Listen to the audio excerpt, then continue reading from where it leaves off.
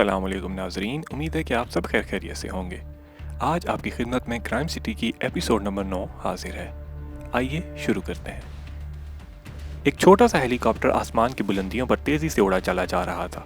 Pilot seat पर red fox जबकि उसके साथ वाली सीट पर इमरान मौजूद था, जिसके चेहरे पर एक खतरनाक सा वहशतज़दा मेकअप था जो कि इमरान ने रेड फॉक्स की मौजूदगी में ही किया था।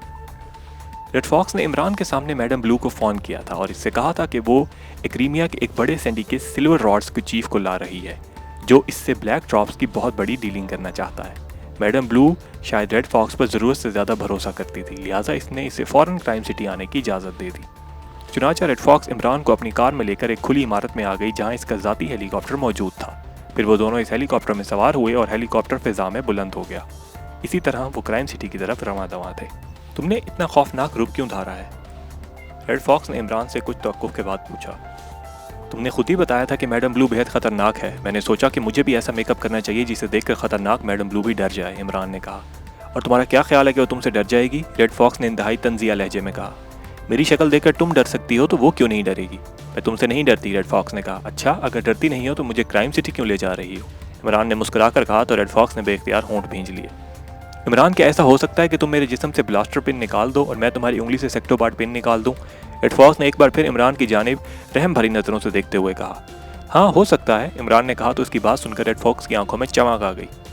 ओह थैंक यू इमरान, अगर तुम मेरे जिस्म से ब्लास्टर पिन निकाल दो तो मैं तुम्हारा यह एहसान ज़िंदगी भर नहीं भूलूंगी, रेड फॉक्स ने कहा।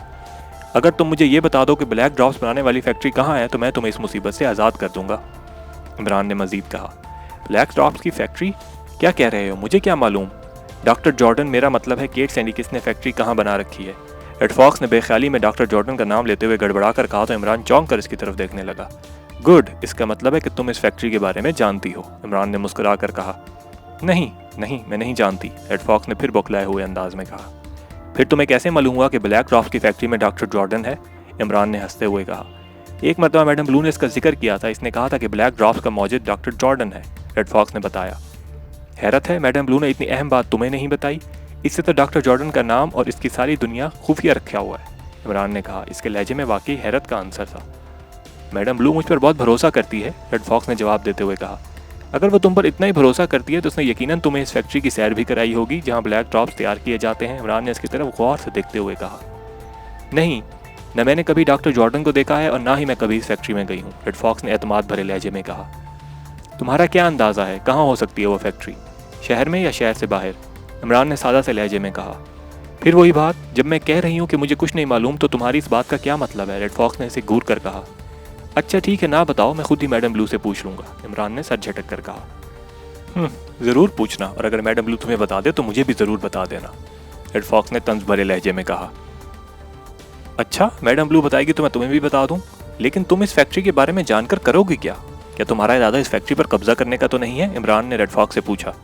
अगर ऐसा हो जाए तो मुझे और क्या चाहिए? मैडम ब्लैक और इसका सिंडिकेट ब्लैक ड्रॉप्स की बदौलत ही सारे शहर पर हुकूमत करता है।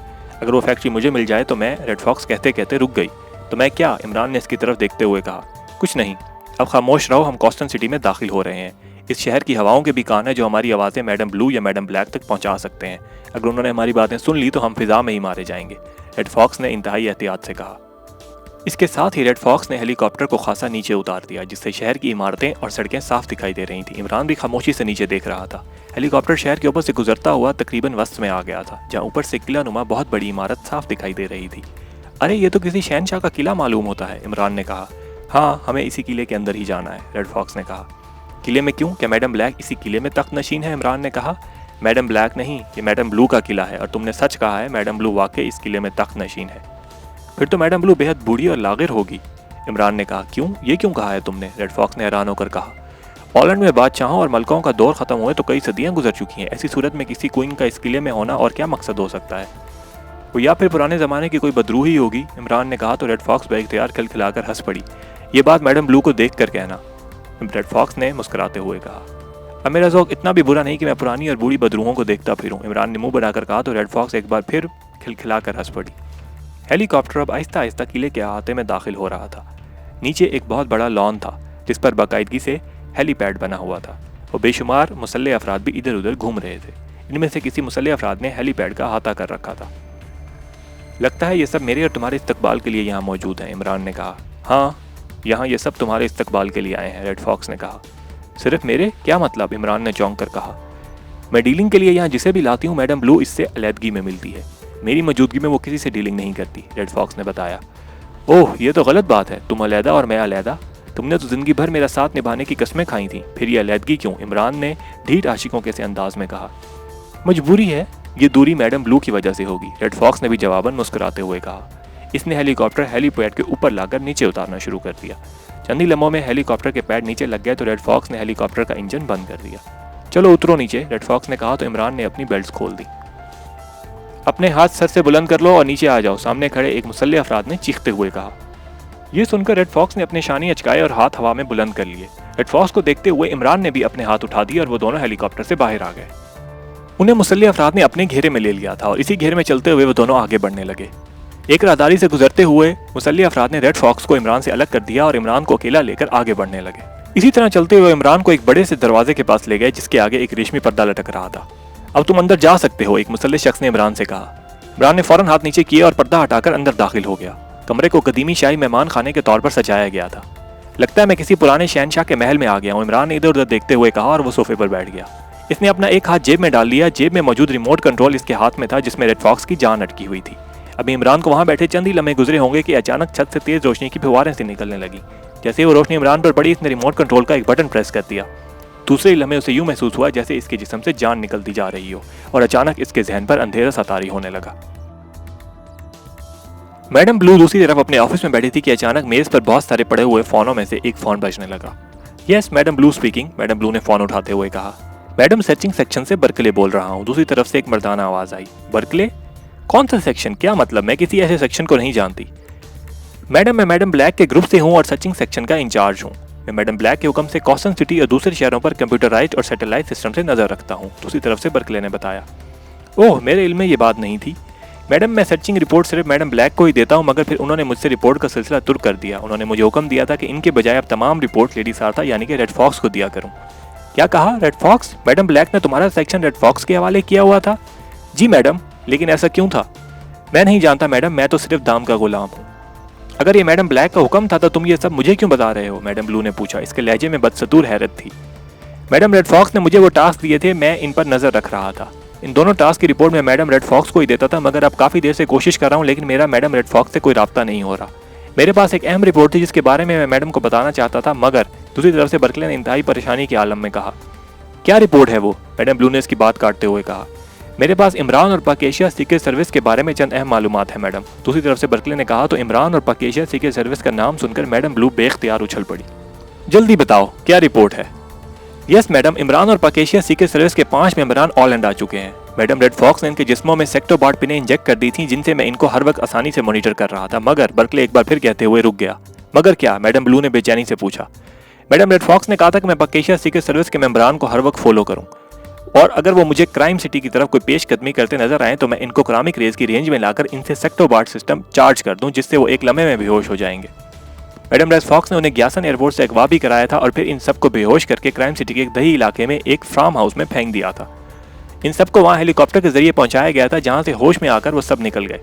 उन्होंने क्राइम सिटी में जाकर रेनबो क्लब के मैनेजर एडिसन को बेवकूफ़ बनाया और उन्हें केट सैनिकिस का हवाला देकर अपने बस में कर लिया। एडिसन ने केट सैनिकिस के खौफ से इन सब के साथ भरपूर ताउन किया। उन्हें न सिर्फ असला बल्कि ज़रूरत का हर सामान मुहैया कर दिया जिसे लेकर वो सब क्रॉसम जंगल की तरफ जा रहे थे। इनका इरादा क्रॉसम जंगल में असले का भरपूर इस्तेमाल करने का था और वहाँ तबाही फैलाने का था। इसके बाद इनसे जो होगा वो करते रहेंगे। वो कॉस्टन जाने वाली सड़क पर एक जीप में सफ़र कर रहे थे कि अचानक उन्हें शक हो गया कि उन्हें बाकायदा तौर पर मॉनिटर किया जा रहा है। दूसरी तरफ से बर्कले ने तफसील बताते हुए कहा। फिर इसने मैडम ब्लू को कैप्टन शकील, तनवीर और इसके दूसरे साथियों के दरमियान होने वाली बातचीत तफसील से बताने लगा। मैडम ब्लू को बताया जैसे ही उन्हें सेक्टोपार्ड पिनों की हकीकत का मालूम हुआ इसने उन्हें वहीं बेहोश कर दिया। फिर इसने वहाँ एक हेलीकॉप्टर भेजकर उन्हें वापस उसी ज़राई फार्म हाउस पर पहुँचा दिया जहाँ से वो भागे थे, मगर फिर उन्होंने होश में आकर अजीब सी ज़बान में बातें करना शुरू कर दी जिसे वो समझ नहीं सका। फिर? मैडम ब्लू ने पूछा। फिर उन्होंने अपनी इन उंगलियों को अपने दूसरे के हाथों में मुट्ठी में छुपा लिया जिससे मैं सेक्टोबार्ड पिन की कोई भी रेस को कैच नहीं कर पा रहा था, ना ही करामिंग रेस से इनको चेक किया जा रहा था। वो ना जाने कहाँ थे और क्या करते फिर रहे थे। मेरा इनसे मुकम्मल तौर पर राब्ता ख़त्म हो चुका था, इसलिए मैंने मैडम रेड फॉक्स को बार बार कॉल की कि वो मेरी किसी कॉल का जवाब ही नहीं दे रही। बर्कले ने कहा। हैरत अंगेज, तुम मुझे अजीब अजीब खबरें दे रहे हो बर्कले। हैरत अंगेज, तुम मुझे निहायत हैरान कर देने वाली खबरें दे रहे हो। अच्छा ये बताओ कि इमरान कहाँ है, क्या तुम उसे देख सकते हो? मैडम ब्लू ने पूछा। मैडम मैंने उसे भी आखिरी बार मैडम रेड फॉक्स के क्लब के बाहर देखा था, इसके बाद वो भी मेरी स्क्रीन से गायब हो गया। रेड फॉक्स के क्लब में? क्या मतलब, वो रेड फॉक्स के क्लब कैसे पहुंच गया? मैडम ब्लू ने इंतहाई हैरानी से पूछा तो बर्कले उसे सारी तफसीलात बताने लगा। ये मैडम ब्लैक क्या कर रही हैं? इस कदर खतरनाक और जहीन मुजरिमों का टास्क उन्होंने रेड फॉक्स को क्यों दे दिया है? वो एक आम सी कलर है, वो भला इस कदर खतरनाक और जहीन एजेंट्स को कैसे कंट्रोल कर सकती है? मैडम ब्लू ने सरगोशी करते हुए कहा। मुझे भी इस बात की शदीद हैरानी हो रही है मैडम, मगर चौंका ये मैडम ब्लैक का हुक्म था, इसलिए भला मैं क्या कर सकता था? बर्कले ने जवाब देते हुए कहा। तुम ठीक कहते हो, बहरहाल मैं देखती हूँ, अगर मेरी मैडम ब्लैक या रेड फॉक्स से बात होगी तो मैं उन्हें तुम्हारा पैगाम पहुंचा दूंगी। मैडम ब्लू ने यह कहते हुए फोन रख दिया। अभी मैडम ब्लू ने फोन रखा ही था कि इसका फोन दोबारा बजने लगा। Yes madam blue speaking. C point से क्रॉस्टर बोल रहा हूँ मैडम, दूसरी तरफ से एक मर्द की आवाज सुनाई दी। हाँ क्रॉस्टर बोलो, क्यों फोन किया है? मैडम रोस्टन सिटी से एक लॉन्च 33 नाइट 1 पर कॉस्टन सिटी की तरफ आ रही है, दूसरी तरफ से क्रॉस्टर ने बताया। ओह कौन है इस लॉन्च में? मैडम इस लॉन्च में लॉन्च के ड्राइवर के साथ 5 अफराद मौजूद हैं, जिसमें से 3 मर्द और 2 औरतें हैं, और उनके पास असले के साथ साथ दूसरा जरूरत का सामान भी मौजूद है, और इन सब ने गोताखोरी के लिबास पहन रखे हैं। क्रॉस्टर ने तफसीलात बताई। कौन है ये 5 अफराद? मैं नहीं जानता मैडम, और वो असले से भरे बैग लेकर समंदर में कूद गए हैं, दूसरी तरफ से यकलख्त क्रॉस्टर ने चौंकते हुए कहा। ओह रोको उन्हें, वो खतरनाक असला लेकर आ रहे हैं और तुम उनके खिलाफ कुछ करने के बजाय उल्टा मुझे इनके बारे में इत्तलात दे रहे हो। नॉनसेंस, जल्दी करो और फौरन ही इंतजाम करो और इनको वहीं पर रोको जहां से उन लोगों ने समंदर में छलांग लगाई है। वो जो कोई भी हैं सी पोर्ट की तरफ नहीं पहुंचने चाहिए। यस मैडम, मैं अभी अहकामात देता हूं, दूसरी तरफ से क्रॉस्टर ने मैडम ब्लू की गुस्सीली आवाज सुनकर बौखलाते हुए कहा। इसके साथ ही मैडम ब्लू ने रिसीवर पटक दिया। 5 अफराद, कहीं वो अली इमरान और इसके साथी तो नहीं? बर्कले ने भी तो यही रिपोर्ट दी थी, मैडम ब्लू ने बड़बड़ाते हुए कहा। इसने झपट कर एक फोन का रिसीवर उठाया और जल्दी जल्दी एक और नंबर प्रेस करने लगी। यस पार्कर स्पीकिंग, दूसरी तरफ से एक भारी आवाज सुनाई दी। मैडम ब्लू दिस एंड, मैडम ब्लू ने तेज लहजे में कहा। ओ यस मैडम, दूसरी तरफ से बार्कर ने मैडम ब्लू की आवाज सुनकर यकलख्त बौखलाते हुए कहा। बार्कर, सी पोर्ट से 5 लोग गोताखोरी के लिबास में कॉस्टन की तरफ आ रहे हैं, वो बेहद खतरनाक और खौफनाक इंसान है। तुम फौरन जितने चाहो मुसल्लह अफराद अपने साथ ले जाओ और सी पॉइंट का मुहासरा कर लो। जैसे ही तुम्हें किसी तरफ से 5 अफराद जिनमें 3 मर्द और 2 औरतें शामिल नजर आए, उन्हें फौरन हलाक कर दो, मैडम ब्लू ने तहकुमाना लहजे में कहा। कौन है वो मैडम, और सिर्फ 5 अफराद के लिए आप पूरी फोर्स ले जाने के लिए क्यों कह रही हैं? इन 5 के लिए तो मैं अकेला ही काफी हूँ, दूसरी तरफ से बार्कर ने हैरत भरी आवाज में कहा। यू शट अप नॉनसेंस, तुम मेरे सामने ऐसी बात करने की जुर्रत कैसे कर सकते हो? इसकी बात सुनकर मैडम ब्लू ने गूंज कर कहा। वो मैडम की गरेदार आवाज सुनकर बार्कर गड़बड़ाया। मेरे हुक्म की फौरन तामील करो और अपने साथ फोर्स 8 मिशन भी लेकर जाओ। इस मिशन से तुम्हें यह पता चलेगा कि कौन गैर मुल्की है और कौन कितने फासले पर है, और साथ साथ वो डिटेक्टर मशीन भी रख लेना। ओके मैडम, मैं आपकी हुक्म की तामील करूंगा, दूसरी तरफ से बार्कर ने कहा तो मैडम ब्लू ने रिसीवर किडल पर रख दिया। अजीबो गरीब हालात शुरू हो गए हैं। इमरान रेड फॉक्स से क्लब जाकर गायब हो गया और इसके साथ ही भारी असला लेकर बर्कले के सिस्टम से गायब होते हुए कॉस्टन की तरफ आ रहे हैं। आखिर ये हो क्या रहा है? और मैडम ब्लैक अचानक कहाँ गायब हो गई?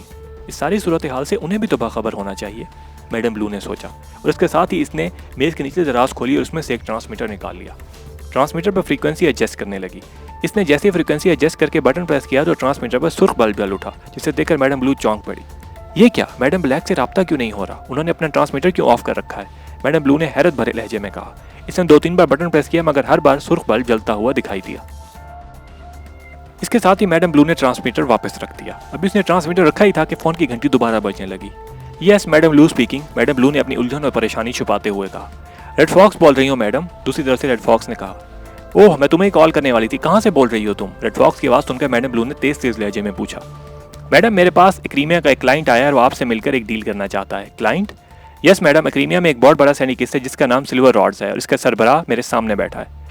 ओह, क्या तुम इसके बारे में मालूमात हासिल कर चुकी हो? क्या वो सही आदमी है? मैडम ब्लू ने कहा, क्योंकि रेड फॉक्स की बात काटने से मैडम ब्लू समझ गई थी कि इसके पास इमरान बैठा है और वो जिस सिल्वर रॉड्स के सरबराह का गिरोह की बात कर रही है वो कोई और नहीं बल्कि इमरान ही है। यस मैडम, मैं भला बगैर तस्दीक किए किसके बारे में कैसे आपसे बात कर सकती हूँ? दूसरी तरफ से रेड फॉक्स ने कहा। ओके, कब डीलिंग चाहता है वो? मैडम ब्लू ने तहम्मुल भरे लहजे में कहा। दूसरी तरफ से आने वाली मैडम ब्लू की आवाज़ से साफ मालूम हो रहा था कि रेड फॉक्स ने कोड वर्ड्स में उसे सब कुछ बता दिया है, इसलिए वो इस अंदाज में बात कर रही थी जैसे वो रेड फॉक्स से नॉर्मल अंदाज में किसी बिजनेस डील की बात कर रही हो। डीलिंग के बारे में मैं नहीं जानती, वो तो वो आपको खुद ही बताएगा, लेकिन वो आज ही आपसे मिलना चाहता है। ठीक है, इसे लेकर क्वेश्चन आ जाओ, मैं खुद इससे बात कर लूंगी। इसके साथ ही मैडम ब्लू ने फोन रख दिया। आज का दिन वाकई बेहद हैरत अंगेज साबित हो रहा था। हर खबर ही नई साबित हो रही थी, मैडम ब्लू ने सोचा। इसी के साथ ही उसने इंटरकॉम से एक नंबर डायल किया। यस मैडम, इंटरकॉम से एक नस्वानी आवाज़ उभरी, रेगी को अंदर भेजो। इसी इस्ना में थोड़ी देर में रेगी अंदर आ गई। यस मैडम, लड़की ने अंदर आकर मुअद्दबाना लहजे में कहा। रेगी, रेड फॉक्स अपने साथ एक आदमी को ला रही है, इस आदमी को एहतियात के साथ मेहमान खाने में पहुंचाना है। और सुनो, कंट्रोल रूम में जाकर तुम सीना से इंचार्ज ले लो, तुम इसके आने वाले हर आदमी पर मुसलसल नजर रखनी है। जैसे ही मैं तुम्हें रेड कॉशन दूं, इस पर ब्रेक लाइट फेंकना। ब्रेक लाइट से न सिर्फ वो बेहोश हो जाएगा बल्कि इसका जिस्म भी मफलूज हो जाएगा, और फिर इसे वहां से उठाकर जीरो रूम में भी पहुंचाने की जिम्मेदारी तुम्हारी है। समझ गई तुम? मैडम ब्लू ने कहा। यस मैडम, लड़की का लहजा मुअद्दबाना था। ओके जाओ, मैडम ब्लू ने कहा तो रेगी इसे मखसूस अंदाज में सलाम करके कमरे से बाहर चली गई। इसी लम्हे फिर से फोन की घंटी बज उठी। इस बार मैडम ब्लू फोन को ऐसी नजरों से घूरने लगी जैसे इसका बजना इसे गिरां गुजरा हो। यस मैडम ब्लू स्पीकिंग, इसने रिसीवर उठाकर नागवार लहजे में कहा। मैडम, मैं बारकर बोल रहा हूँ। दूसरी तरफ से बारकर की लड़खड़ाती हुई आवाज सुनाई दी। बारकर, ओह, ये तुम्हारी आवाज को क्या हुआ है? तुम इस तरह से क्यों बिदक रहे हो? मैडम ब्लू ने बुरी तरह चौंकते हुए कहा। मैडम, इन पांचों ने हम पर खौफनाक हमला कर दिया था, उन्होंने हम पर शदीद फायरिंग और बमबारी की थी, सब के सब मारे गए मैडम। मैं भी शदीद जख्मी हुआ हूँ, वो हमारी एक जीप लेकर शहर की तरफ गए हैं। और दूसरी तरफ से बारकर की लड़ती हुई आवाज सुनाई दी। ये वही बारकर था जिसे मैडम ब्लू ने सी पॉइंट का मुहासरा करने के लिए भेजा था। खुद को संभालो बारकर, मुझे सारी तफसीलात बताओ, वो किस जीप में शहर की तरफ गए हैं? मैडम ब्लू ने बुरी तरह से चीखते हुए कहा, मगर अब दूसरी तरफ खामोशी छा चुकी थी। शायद बारकर ये सब कुछ कहकर बेहोश हो गया था या फिर मर गया था। मैडम ब्लू परेशानी के आलम में बैठी सोचती रही कि अब उसे क्या लाएअमल इख्तियार करना चाहिए कि 1 घंटे के बाद दोबारा से फोन की घंटी बजी। मैडम ब्लू ने फाड़ खाने वाले लहजे में यस कहा। ब्राउन बोल रहा हूँ मैडम, दूसरी तरफ से ब्राउन की आवाज सुनाई दी। यस ब्राउन, क्या हुआ, जल्दी बताओ मुझे। मैडम ब्लू ने ब्राउन की आवाज सुनकर बेचैन लहजे में पूछा। विक्ट्री मैडम, मैं हेलीकॉप्टर सी पॉइंट से आने वाली सड़क के मुतवाजी सड़क पर ले गया था। सड़क पर एक फोर्ड जीप आ रही थी, मैंने इसके ऊपर यके बाद देकर गैस के कई बम फेंक दिए जिससे जीप एन सड़क में उलट गई। मैंने इसमें देखा कि 5 अफराद जिसमें 3 मर्द और 2 औरतें निकले थे, तो मैंने इन पर मजीद बम बरसा दिए। वो वहीं बेहोश होकर गिर गए हैं। मैंने एहतियातन हेलीकॉप्टर फिजा में ही बुलंद रखा और वहां अपने दूसरे साथियों को बुला लिया जो तेज रफ्तार कारों में फौरन इस जगह पहुंच गए थे जहां वो पांचों बेहोश पड़े थे। मेरे साथियों ने इन सबको बांधकर अपने कब्जे में ले लिया है। दूसरी तरफ से ब्राउन ने तफसील बताते हुए कहा। Good show, very good show brown, तुमने ये काम करके बहुत बड़ा कारनामा सरअंजाम दिया है। तुम नहीं जानते तुमने जिन अफराद को पकड़ा है वो आंधियों और तूफानों से भी ज्यादा खौफनाक है। अब कहाँ हैं वो मेरे आदमियों के कब्जे में है मैडम। अब आप ही बताएं कि इनका क्या करना है? ब्राउन ने पूछा। गुड, अपने आदमियों से कहो कि वो इन सब को ओल्ड फोर्ट में ले आए। एहतियात के तौर पर उन्हें एक एक इंजेक्शन लगा दो ताकि वो मेरी मर्जी के बगैर होश में ना आ सकें। मैडम ब्लू ने मजीद हिदायत देते हुए कहा। ओके मैडम, मेरे आदमी ज्यादा से ज्यादा 1 घंटे में उन्हें लेकर ओल्ड फोर्ट पहुंच जाएंगे। दूसरी तरफ से ब्राउन ने कहा तो मैडम ब्लू ने एक तवील सांस लेकर रिसीवर के डल पर रख दिया। ठीक 1 घंटे बाद मैडम ब्लू को इत्तला मिल गई कि उन 5 आदमियों को ओल्ड फोर्ट पहुंचा दिया गया था। इसी के साथ ही रेड फॉक्स भी अपनी हेलीकॉप्टर में वहां पहुंच गई थी। थोड़ी देर में रेड फॉक्स मुस्कुराती हुई इसके कमरे में दाखिल हुई। बैठो रेड फॉक्स और बताओ वो तुम्हारे पास क्यों आया था और तुम उसे यहाँ क्यों लाई हो? मैडम ब्लू ने पूछा। मैडम, मैं अभी रेड फॉक्स ने इतना ही कहा था कि अचानक इसका रंग बदल गया। दूसरे लम्हे इसके मुंह से एक जोरदार चीख निकली, फिर वो उछलकर यूं दूर जा गिरी जैसे किसी दीवाने ने इसे उठाकर उछाल दिया हो। वो एक धमाके से चिकने फर्श पर गिर पड़ी और दूर तक फिसलती चली गई, फिर यकलख साखित हो गई। रेड फॉक्स को इस तरह उछलते जमीन पर घिसट कर दीवारों से टकराते और साकित होते देखकर मैडम ब्लू एक झटके से उठी और आंखें फाड़ फाड़ कर रेड फॉक्स के बेहिस्सो हरकत जिस्म को यूं देख रही थी जैसे इसके साथ वो भी अपनी जगह साकित और सामित मूर्ति बन गई हो। जी नाजरीन, इसके साथ ही किस नंबर 9 का इख्तिताम होता है। इंशाअल्लाह बहुत जल्द अगली किस के साथ हाजिर होंगे। आखिर में आपसे यही इल्तिजा रहेगी कि अगर आपको हमारी वीडियोस पसंद आ रही हैं तो इन्हें ज़्यादा से ज़्यादा लाइक कीजिए, शेयर कीजिए और हमारे चैनल को सब्सक्राइब करना मत भूलिएगा। अपना बहुत सारा ख्याल रखिएगा। अल्लाह हाफिज़।